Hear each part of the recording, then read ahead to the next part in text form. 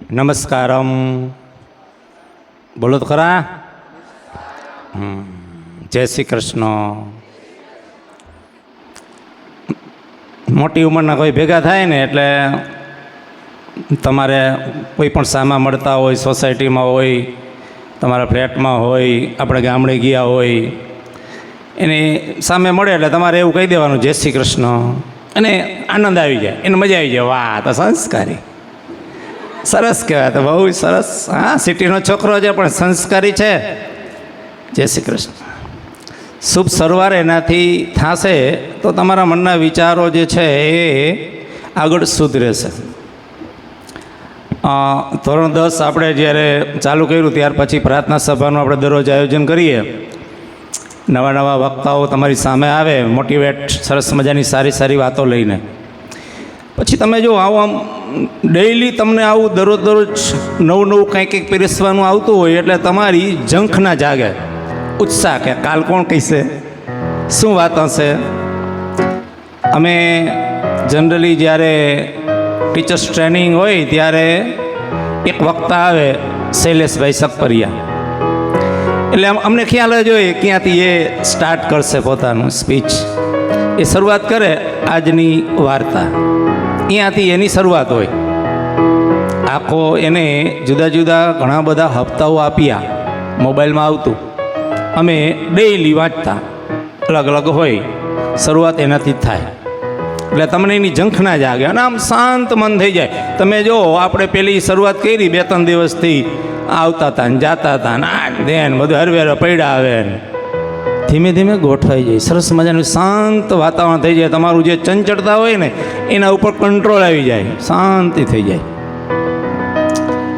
એવી એક આજ મારે તમને વાત કરવાની છે કે જીવનની અંદર તમે કોઈ એક શબ્દને પકડી લો, જીવન તમારું સાર્થક થઈ જશે. કોઈ એક શબ્દ પકડી લેવાનો છે, બહુ લાંબી નાન તેને એવું કાંઈ નહીં કરવાનું, ખાલી કોઈ એક વાત સરસ મજાની પકડી લેવાની. સાચું બોલવું, શાંત રહેવું, જ્ઞાન પ્રાપ્ત કરવું, પૈસા બનાવવા.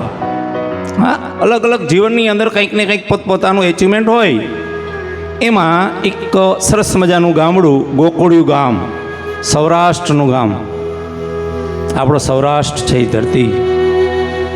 એ ગોકુળિયા ગામની અંદર એક છોકરો જેનું નામ હતું હરિયો.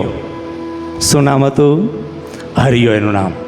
એકદમ પોતાનું જીવન સિમ્પલ, સાદું જીવન, અને ભગવાનની ભક્તિ કરે અને આખા ગામની અંદર ગાયો ચરાવવાનું કામ કરતો.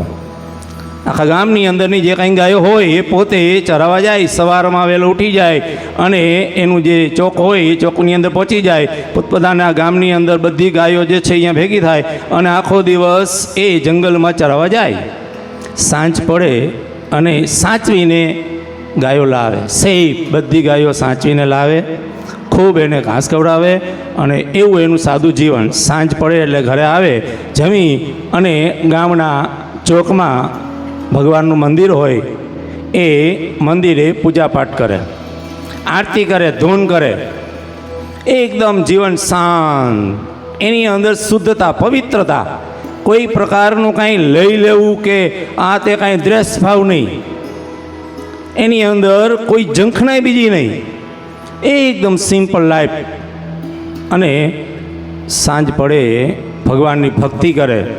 હરિ ઓમ, હરિ ઓમ, સીતારામ રામ, રાજા રામ રામ. બસ ભક્તિ એની, બસ બીજી કાંઈ નહીં, આમ એકદમ તલીન. એમાં એક દિવસે ગામની અંદર કથા બેઠી.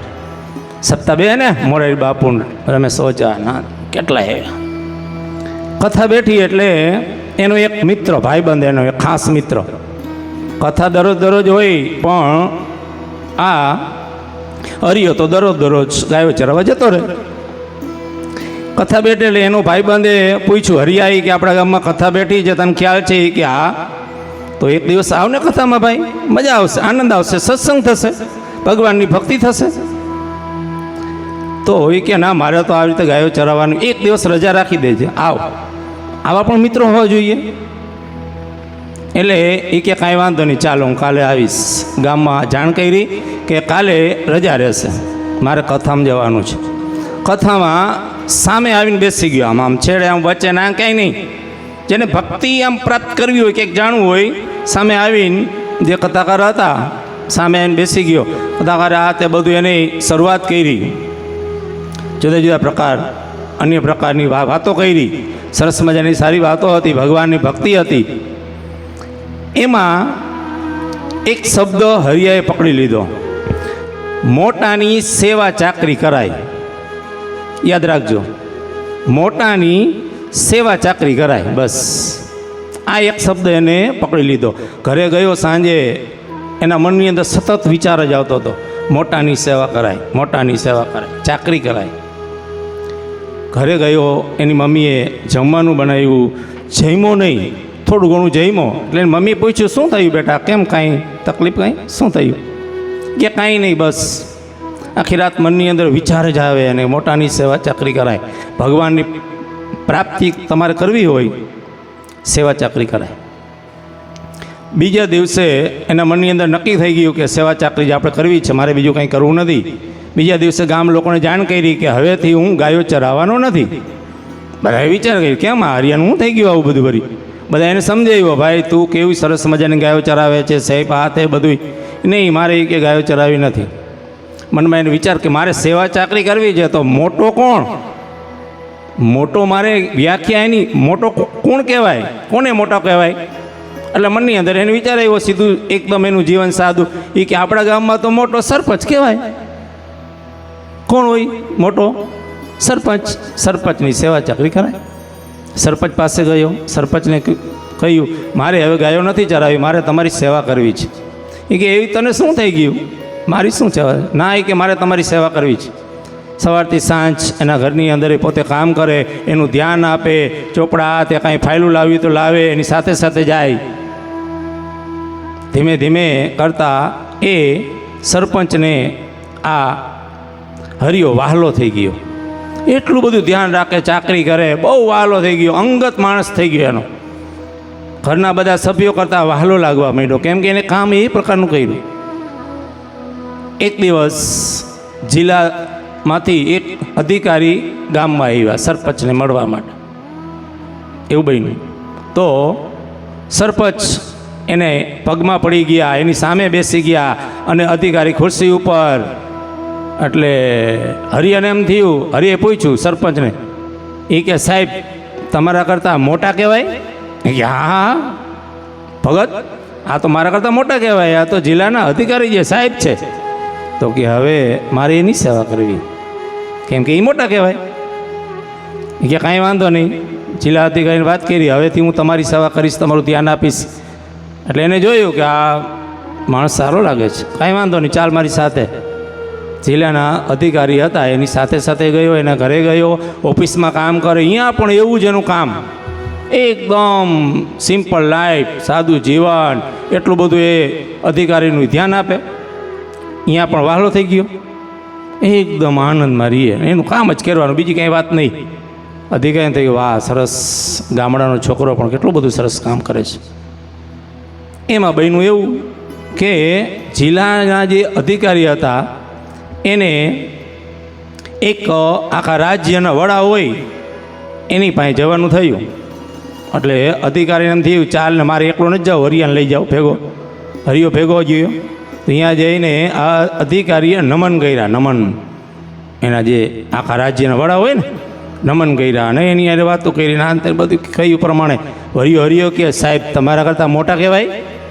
હા, એ કે આ તો આખા રાજ્યના વડા હે ભાઈ ભગત.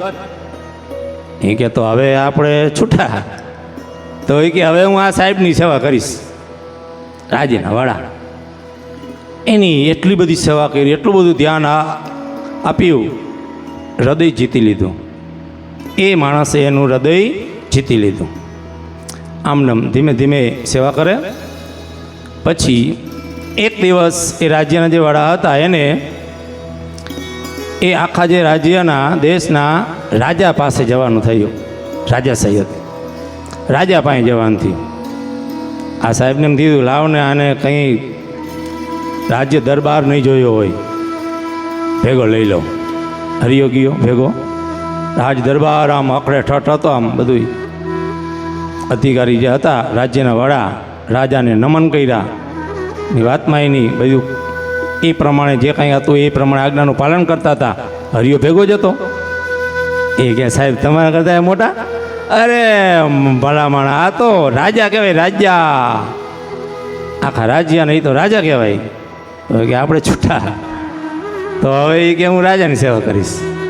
હા, રાજાની એને એટલી બધી સેવા ચાકરી કરી, એટલું ધ્યાન આપ્યું રાજાનું. આમ તમે જો સતત રાજાને હવે એવું થઈ ગયું, હરી આવીને મજા જ ન આવે. હરિયો હોય તો જ મજા આવે. સાથે સાથે બધે જાય. રાણીને ઈર્ષા થઈ થાય ને, એ કે મને ક્યાંય લઈ ન જાય ભેગા ના. હરિયો ક્યાંય જવાનું હોય તો કે મને હવે નથી લઈ જતા. હરિયો એટલો બધો ગમી ગયો, હૃદય જીતી લીધું, મજા આવી ગઈ એને. હા, રાજાને ખુશખુશાલ બધી સેવા ચાકરી, બધું ધ્યાન આપે, આ તે બધું તમામ પ્રકારનું એ કાર્ય કરે. એમાં એક દિવસ રાજા જે છે એને એમ થયું કે આટલું સતત બધું કામ છું, સતત કાર્યરત છું, આજે મારે એના એક ગુરુ હતા, ગુરુને મળવા જવું છે. હરિયાને કે તું હાલ ભેગો. એના વિના મજા જ ન આવે. પછી સાથે જોઈ જંગલમાં ગયા રાજા અને હરિયો. જંગલમાં દૂર દૂર આમ આગળ ગયા, ગાઢ જંગલ હતું. એમાં એક ગુફામાં એ સંત મહાત્મા ગુરુદેવ વંદના કરતા હતા. સતત આમ ધ્યાન યોગમાં બેઠા હતા, ભગવાનની પ્રાપ્તિ કરવા માટે ગયા રાજા. એની સાથે હરિયો. રાજાએ જઈને ગુરુજીને નમસ્કાર કર્યા, પગમાં પડ્યા. હરિયાને કહે પગમાં પડ, મહાત્મા છે, સંત છે, પગમાં પડ. બધી વાતો કરી. પછી હરિયો રાજાને કહે તમારા કરતાં મોટા કહેવાય, તમે પગમાં પડ્યા, મને કીધું પગમાં પડ. હા, એ ક્યાં તો સંત છે, ગુરુ છે, ગુરુદેવ છે, ગુરુદેવ. તો કે હવે આપણે છૂટા, હવેથી હું ગુરુદેવની સેવા કરીશ, સંત મહાત્માની કે હું સેવા કરીશ. સંત મહાત્માની પ્રાપ્તિ થાય તો ઈશ્વરની પ્રાપ્તિ થાય. એક માર્ગદર્શક છે, આંગળી પકડી લેવાની તમારે એની. કોઈ સારી વ્યક્તિ, સંત મહાત્મા, ગુરુદેવ, આંગળી પકડી લો એટલે તમારો જે એચી હોય, ગોલ હોય, ત્યાં સુધી તમે ચોક્કસ પહોંચી શકશો. એટલે એને સંતની સેવા ચાકરી કરી. ફૂલો લાવે, એની માટેના હવન હોય, એના માટે લાકડા લાવે, બધું ધ્યાન આપે, આસન કરી દે, સવારમાં સ્નાન માટેની બધી વ્યવસ્થા કરી આપે. સંત મહાત્માની પ્રેરણા બધું ધીમે ધીમે આમ સરસ થઈ ગયું. ગુરુદેવને આ હરિયો બહુ હાલો લઈ ગયો. પ્રેમ, વાહ, નિષ્કામ, નિસ્વાર્થ ભાવે બધું કામ કરતો હતો. પગાર નહીં, આ એને જ્યાં જ્યાં સેવા કરી ત્યાં પગાર ક્યાંય નહોતો. કેટલો દઈશો પગાર તો જ કરીશું આપણે, એ પ્રમાણે થશે, જેવું વેતન એ પ્રમાણે કામ. એવું નહોતું એને કર્યું, નિસ્વાર્થ ભાવે એને. પણ એના જીવનની અંદર એક વાત નક્કી કરી નાખી હતી, એને વણી લીધું હતું કે મોટાની સેવા કરાય. એને એક નક્કી હતું. ગુરુદેવ દરરોજ આમ પ્રાર્થનામાં બેસે અને ધ્યાન યોગમાં, એનો સવારનો સમય હોય, સાંજનો સમય હોય, એ ધ્યાનમાં બેસે અને એ યોગ કરે. હરિયો બસ. અને એ સમયે હરિયો સામે બેઠો, એને બીજું કંઈ કામ નહીં, સામે બેસે, દરરોજ પૂછે તમે શું કરો ગુરુજી? આ કોની તમે પ્રાર્થના કરો ને યોગ કરો ને ધ્યાન ધરો છો? ગુરુજી કે હું ધ્યાન પરમાત્માનું કરું છું, પરમાત્માનું ધ્યાન ધરું છું. બરાબર. અરે પાછો પૂછે, ગુરુજીને આમ પ્રાર્થનામાં બેઠા હોય, યોગમાં બેઠા હોય ને એ હક ન કરવા દે. હરિયો દરરોજ કાંઈક ને કાંઈક નવું નવું પૂછ્યા રાખ, દરરોજ પૂછે. શાંતિથી ગુરુદેવને પ્રાર્થના ન કરવા દે. દરરોજ પૂછે એ પરમાત્મા કોણ? ફરી બીજી જગ્યાએ તમે આ પ્રાર્થના કરો છો પરમાત્માની, એ કોણ? એ કે પરમાત્મા એ ક્યાં રહીએ? એ કે તો ગુરુદેવને વારંવાર પ્રશ્ન કર્યો ને એટલે ગુરુદેવને થોડો કંટાળો. એ કે જો સામે નદી છે ને એની સામેની પાર અહીંયા હોય કે પરમાત્મા અહીંયા છે. સવારનો પહોર બધાનું સરસ મજાનું ગુરુજીનું કામ કરી અને હરિયો ધોઈપડો નદી પાર ત્યાં ગયો. ત્યાં 3 મંદિર હતા જૂના એવા પુરાના. ત્રણેયની અંદર મૂર્તિ હતી, ધૂળ જામી ગઈ હતી. હરિયાએ બધું સાફ કર્યું, શાંત આ તે બધું પાણી લાવી અને જળ ચડાવ્યું. સરસ મજાનું મંદિર. બીજા દિવસે વળી પાછું એ ક્રમ આ બાજુ ગુરુજીને મજા આવી ગઈ. વાહ, એ કે હવે શાંતિથી હું યોગ તો કરી શકું. બીજા દિવસે પણ એવું થયું. બીજા દિવસે હરિયો સામે ગયો તો એ મંદિર સાફ આંતે કરતો હતો. ત્યાં એક નાનું બાળક આવ્યું. પોતાના હાથમાં વાંસળી હતી, વાંસળી વગાડતો હતો. હરિયાએ કહ્યું, તમે આ જંગલ છે, અહીંયા કોઈ નથી, તમે એક જ? એ કે બસ હું અહીંયા રહું છું, કંઈક ચક્કર મારું દરરોજ. વળી પાછો બીજો દિવસ થયો. વળી પાછો ગુરુજીને બધી સ્નાની નાંતે વ્યવસ્થા કરી, સાફસૂફ કરી વળી પાછો ગયો એ મંદિરે. ત્યાં 3 એ વાંસળી વગાડવાળો એક છોકરો અને એની સાથે બીજા 2 મિત્રો, 3 જણા હતા. ત્રણેયને પૂછ્યું, તમે કોણ? કે અમે અહીંયા કામ કરા, તે બધું સરસ મજાનું મંદિર છે, અમે ક્યારેક કાંઈ ચક્કર મારીએ. ભક્તિભાવમાં એકદમ તલીન હતો હરિયો, ભક્તિ કરે. પછી વાત કરી કે તો તમે અહીંયા ત્રણેય એકલા જંગલમાં છો? હા, મારા ગુરુજી છે, હાલો અહીંયા આપણે જઈએ ત્રણેય. હરિયો આ 3 જે મિત્ર મંડળ જે હતું, 3 વ્યક્તિ હતી, એને ગુરુજીના દર્શન કરવા માટે અથવા ગુરુજીને મળવા માટે લાવવાનો પ્રયત્ન કર્યો. પણ એ તો બરાબર એ કે પણ તમારી અહીંયા તો એ કે ઝૂંપડી ગુફા હોય, અમે અહીંયા કેવી રીતે રહી શકીએ? એની કંઈક વ્યવસ્થા પહેલાં કર. એટલે કંઈક વ્યવસ્થા કરવી પડે. એ વાત સાચી. ગુરુજીની વાત કરી આવી રીતે છે, 3 વ્યક્તિ છે અને અહીંયા રહેવું છે. હા, તો ગુરુજી કે આપણી પાસે પૈસા તો કાંઈ છે નહીં, આપણે શું બનાવવું, એના માટે શું કરી દેવું આપણે? તો એ કે કામ કર, તારા ગામમાં અને જ્યાં જ્યાં તું હતો ત્યાં જા, અહીંયાથી પૈસા થોડા ઘણા ફંડ કરી આવો, આપણે સરસ મજાનું મંદિર બનાવીએ, ભલે રહીએ મંદિરમાં. એ વાત સાચી. હરિયો ઉપડો, એનું ગામ હતું, અધિકારીઓ કેટલી જગ્યાએ ગયો અને બધી વાત કરી. ગામ લોકો ખુશ થઈ ગયા, વાહ હરિયો પાછો આવ્યો, વાહ હવે આપણી ગાયો ચરાવશે. એવું નથી કે હું એક મારે મંદિર બનાવવું છે એના માટે ફંડ એકઠું કરવા આવ્યો છું. બધાએ ખૂબ પૈસા આપ્યા, સરસ મજાનું મંદિર બનાવ્યું, એકદમ સરસ મંદિર. પછી વળી પાછો હરિયો નદીને પાર 3 મંદિર હતા ત્યાં ગયો, સાફસૂફી કરી. 3 મિત્રો વળી પાછા મળ્યા. એ કે હાલો હવે એ કે તમારા માટે રહેવા માટેની મેં વ્યવસ્થા કરી આપી છે. 3 ધીમે ધીમે ધીમે ધીમે આગળ જાય છે. સંત મહાત્માની જે કુટીર હતી ત્યાં થોડા આમ દૂર હતા.